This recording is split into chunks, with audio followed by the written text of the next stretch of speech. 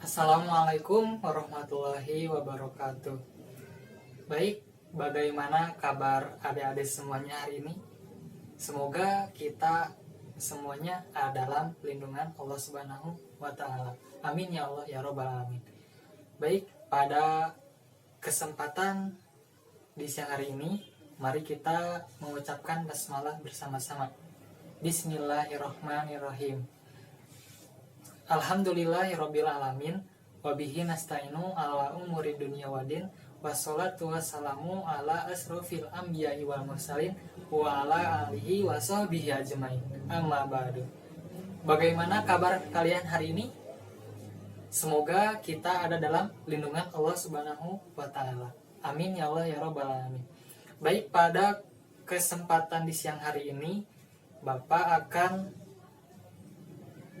memaparkan satu tema yang mungkin familiar di kalian, yaitu tentang metode dan hukum dakwah. Baik, anak-anak semuanya, sebelum mengawali pembelajaran di siang hari ini, Bapak akan terlebih dahulu mengecek kehadiran kalian. Jadi siapa saja yang tidak masuk pada pertemuan di siang hari ini? Bapak lihat dari absen 1 sampai terakhir ya. Bapak cek dulu. Sepertinya tidak ada yang bolos ya. Apabila nanti ada yang tidak hadir, tolong beritahu Bapak. Nah, jadi pada kesempatan di siang hari ini Bapak akan memaparkan satu materi tentang rencana, tentang hukum dan metode dakwah, yang mana terdapat dalam Quran surat Al-Hajr ayat 94 sampai 96. Nah,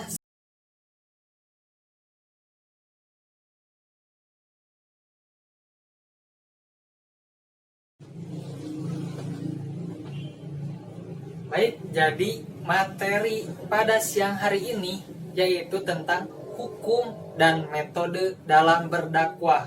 Nah, dari anak-anak sekalian, ada yang tahu tidak mengenai materi tersebut? Silakan ajukan tangan. Sepertinya tidak ada. Nah, baik. Bapak beritahu terlebih dahulu. Jadi, ada hukum dan metode kita bagaimana berdakwah kepada orang lain. Nah, yang pertama kita akan menjelaskan tentang hukumnya. Nah, jadi sebenarnya ada dua. Yang pertama, ada yang memberikan hukum fardu kifayah. Ada yang tahu fardu kifayah itu apa? Jadi, fardu kifayah itu apabila ada seseorang yang telah melaksanakan, maka orang-orang yang lain bebas dari dosa tersebut. Misal, baik, jadi sebelum menginjak materi yang selanjutnya, yaitu tentang metode dalam berdakwah. Nah, kalian semuanya, anak-anak, boleh membuka Al-Quran, Mashaf Al-Quran yang ada terjemahnya. Silakan satu orang untuk membacakan ayat tersebut. Nanti yang lainnya boleh mengikuti. Nah, di sini surat Al-Hijr ayat 90 sampai 96. Baik, Bapak akan membacakan terlebih dahulu. Bismillahirrahmanirrahim.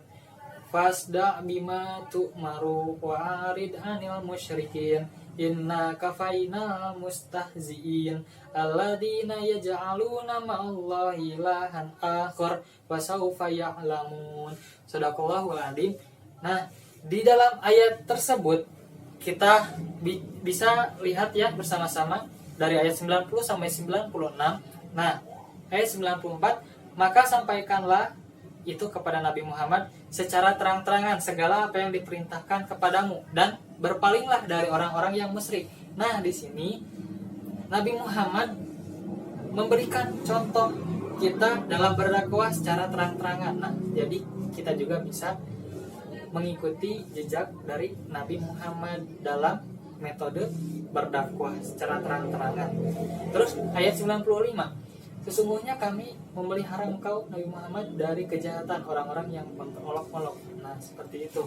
Yang ayat 96, yaitu orang-orang yang menganggap adanya Tuhan selain Allah. Mereka kelak yang mengetahui akibatnya. Nah, jadi kita bisa tarik kesimpulan dari ayat tersebut bahwa kita melakukan dalam berdakwah metodenya. Untuk materi yang kedua, yang selanjutnya itu tentang bagaimana metode kita dalam berdakwah. Nah, di dalam buku menjelaskan ada 6. Yang pertama ada dakwah fardiyah. Jadi dakwah fardiyah itu yang dakwahnya dilakukan seseorang kepada yang lainnya gitu. Jadi individu kepada individu atau individu kepada kelompok. Nah, jadi bagian yang kedua yaitu dakwah ammah. Dakwah ammah itu dilakukan seseorang secara lisan. Jadi via ucapan memberikan pesan hal-hal yang positif kepada yang lainnya. Yang ketiga yaitu ada dakwah bil lisan, penyampaian informasi pesan dakwah yang baik melalui lisan.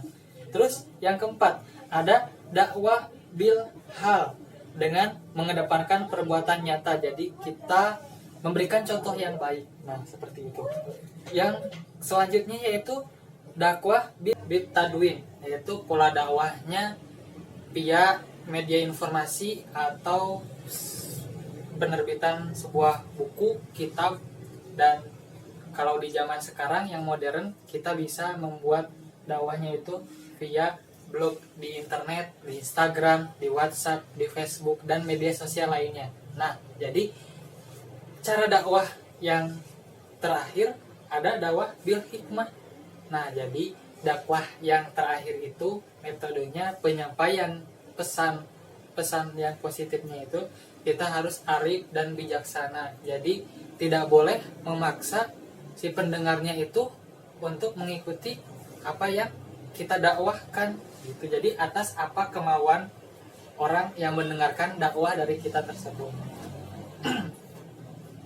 Baik, mungkin cukup sekian materi pada siang hari ini, yaitu tentang metode dan hukum dalam berdakwah. Baik, silahkan apabila ada dari rekan-rekan yang ingin bertanya, boleh ajukan tangannya.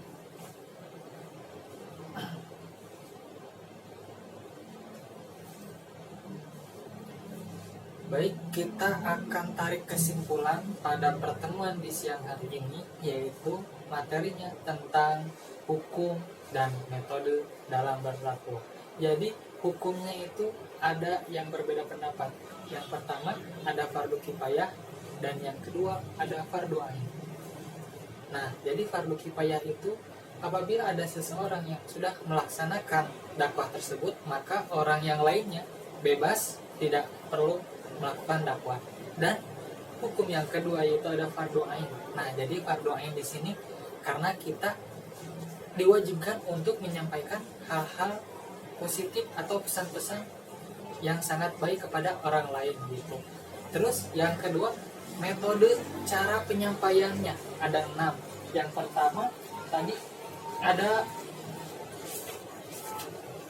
dakwah fardiyah, yang kedua ada dakwah ammah, yang ketiga ada dakwah bil lisan, yang keempat ada dakwah bil tadwin, yang selanjutnya ada dakwah bil hikmah. Baik, mungkin cukup sekian pertemuan di siang hari ini. Mohon maaf apabila banyak sekali kekurangan yang Bapak sampaikan. Akhir kata, Assalamualaikum warahmatullahi wabarakatuh.